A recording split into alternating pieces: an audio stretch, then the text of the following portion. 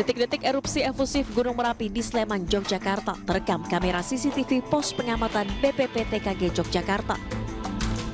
Letusan lelehan lava ini terjadi pukul 00.05 waktu Indonesia Barat, Kamis dini hari. Dengan durasi erupsi 102 detik. Dan jarak luncur 1 km ke arah barat daya atau hulu kali Bebeng Magelang. Meski terjadi peningkatan aktivitas vulkanik, BPBD Kabupaten Sleman menyatakan status Gunung Merapi masih bertahan di level 3 siaga. Masyarakat diimbau untuk menjauhi daerah bahaya dan meningkatkan kewaspadaan. Sebenarnya ini adalah salah satu peristiwa yang panjang sejak tanggal 5 Januari 2021. Merapi kita ini tahapan erupsinya panjang sampai hari ini. Aktivitas vulkanik Gunung Merapi saat ini merupakan rangkaian aktivitas fase erupsi efusif yang telah berlangsung sejak Januari 2021 silam. Fase erupsi efusif ini ditandai dengan terjadinya guguran lava pijar serta muntahan awan panas guguran. Dari Sleman, Yogyakarta, Heru Trijoko, iNews melaporkan.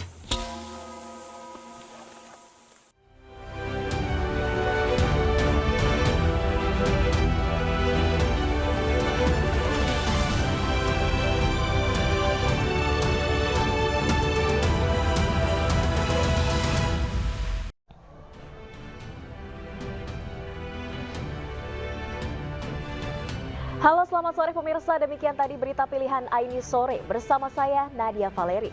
Dan pemirsa, kita awali iNews Sore dengan informasi kebakaran melanda pabrik daur ulang plastik di Desa Buran, Karanganyar, Jawa Tengah. Meski tidak ada korban jiwa, namun kerugian ditaksir ratusan juta rupiah.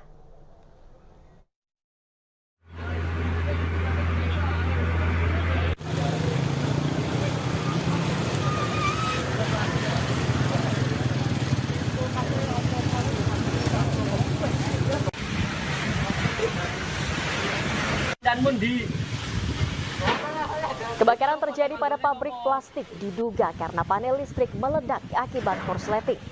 Titik api muncul dari ruang panel yang berada di sisi barat. Api yang membesar kemudian merembet ke bangunan sebelahnya.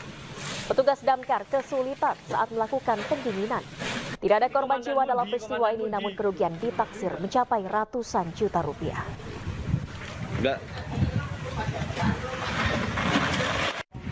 Kebakaran di sebuah pabrik pengolahan plastik. Jadi ini pengolahan dari biji plastik menjadi bahan plastik.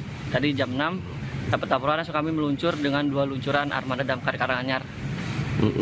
Ini gimana, Mak, kondisi saat ini? Kondisi saat ini alhamdulillah ini sudah tinggal 30% menuju pendinginan. Setelah ini mungkin api bisa kita kendalikan hingga proses pendinginan. Dan pemirsa, kebakaran melanda sebuah kafe di Kudus, Jawa Tengah. Diduga kebakaran terjadi akibat korsleting listrik dari dalam kafe.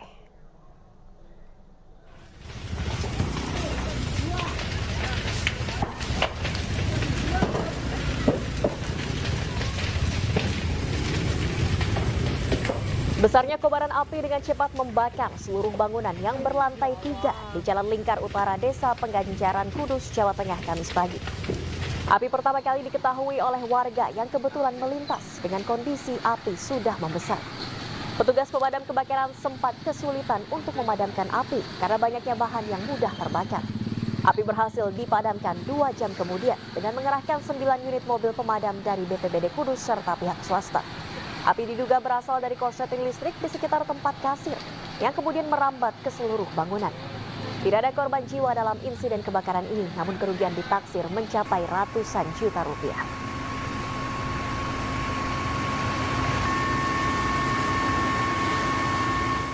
Kalau indikasinya dengan kecepatan rambatan api, rambatan kebakaran ini, itu dugaannya memang dari korsleting listrik.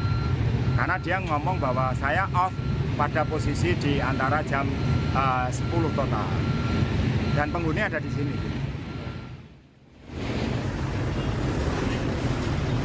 Sementara itu, imbas dari kebakaran, pemirsa, kondisi lalu lintas di ruas Jalan Lingkar Utara, Kabupaten Kudus, Jawa Tengah sempat terjadi kepadatan.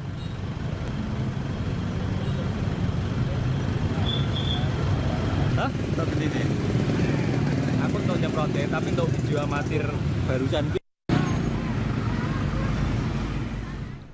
Kita ke informasi lainnya, pemirsa. Keluarga Vina menentang pernyataan pihak Saka Tatal yang menyebut tewasnya Vina akibat kecelakaan. Pihak keluarga meyakini peristiwa yang menimpa korban merupakan kasus pembunuhan.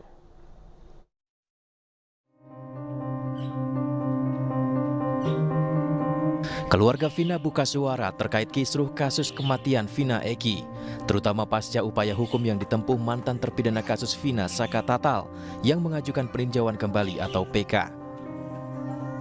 Menurut Marliana, kakak Vina, pihak keluarga menghormati proses hukum yang berlangsung. Namun pihak keluarga tetap meyakini bahwa Vina dan Eki tewas akibat pembunuhan, bukan kecelakaan. Pihaknya meyakini Vina dibunuh karena korban meninggal dunia dengan sejumlah luka tak wajar yang merujuk pada peristiwa pembunuhan dan pemerkosaan. Semuanya menduga ini kecelakaan. Kalau dari keluarga sendiri meyakini ya tetap ini pembunuhan gitu. Kalau bukti sih saya nggak ada ya. Cuman dari luka-luka yang adik saya alami itu ya menurut saya jauh dari kata kecelakaan. Keluarga berharap kasus pembunuhan Vina dapat segera terungkap dan jika para terpidana saat ini terbukti tidak bersalah agar dapat dibebaskan. Dari Cirebon, Jawa Barat, Miftahuddin, iNews melaporkan.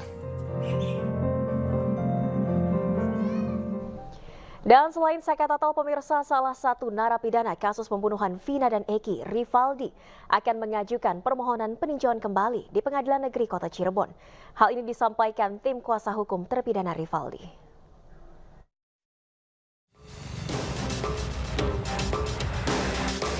Kuasa hukum Rivaldi, salah satu tersangka kasus pembunuhan Vina dan Eki, akan mengajukan permohonan peninjauan kembali.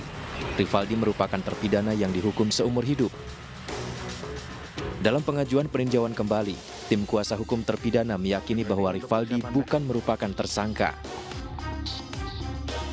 Untuk pengajuan PK-nya Rivaldi sudah kami siapkan, lebih kepada penamaan ya, dalam artian dari awal kita sidang, dari eksepsi, pembelaan dan segala macam, banding maupun kasasi, kami tetap pada pedoman bahwa Rivaldi tidak bisa disangkutkan dalam kasus Vina. Kenapa? Karena dalam BAP yang diberikan oleh Rudiana maupun saksi mahkota yang 6 lainnya itu selalu menyebutkan nama Andika. Rivaldi bukanlah Andika. Pada saat persidangan awal itu kan selalu semuanya mengikuti BAP. Berarti kalau semuanya beralasan dari BAP bahwa si Rivaldi bukanlah Andika. Tim kuasa hukum Rivaldi juga akan mengajukan bukti baru terkait penyamaan nama dari Rivaldi dengan Andika. Rencananya pengajuan PK Rivaldi di Pengadilan Negeri Kota Cirebon akan dilakukan dalam waktu dekat. Kuasa hukum yakin bahwa Rivaldi tidak ikut terlibat dalam kasus pembunuhan Vina dan Eki tahun 2016 silam. Dari Cirebon, Jawa Barat, Toh Iskandar, iNews melaporkan.